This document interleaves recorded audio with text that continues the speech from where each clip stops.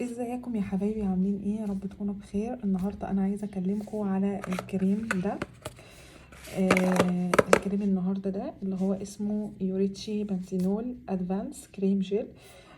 الكريم ده عامل ضجه كبيره جدا على السوشيال ميديا، وكتير جدا طلعوا اتكلموا عنه ان هو قد ايه رائع وسعره رخيص وب 85 جنيه، والحقوا جربوه قبل ما يغلى في الصيدليات.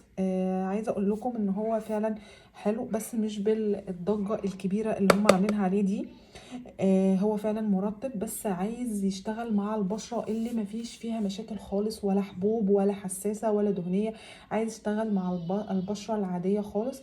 هو هيرطب فعلا وجميل وملمسه حلو وبيتفرد بسهولة، وكمان بيدي افكت كده حلو. بس هو عايز بشرة خالية من الحبوب، خالية من اي حاجة. انصح بيه بس اللي بشرته عادية، مفيش فيها حبوب، مفيش فيها مشاكل. هو بيرطب حلو وبتحطيه بالليل، جميل جدا وبيرطب، بس مش مستاهل كل الضجة الكلام الكتير عليه ده، لان هو بسيط جدا. وانا جربته اهو، افتحوا معاكم. يعني انا جربته من الضجة الكبيرة اللي هم عاملينها عليه.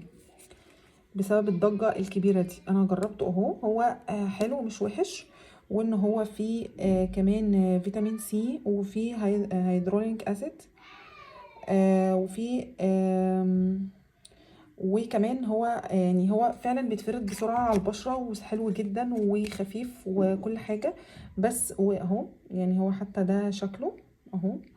هو عادي ما فيش فيه مشاكل يعني، وبتفرديه على بشرتك بكل سهولة اهو. هو يعني خفيف الدمج، ما فيهوش فيه حاجه، وبس هو مش يستاهل كل الضجه دي. هو عايز بشره ما يتعبش معاها، عايز حاجه يريح معاها على الاخر.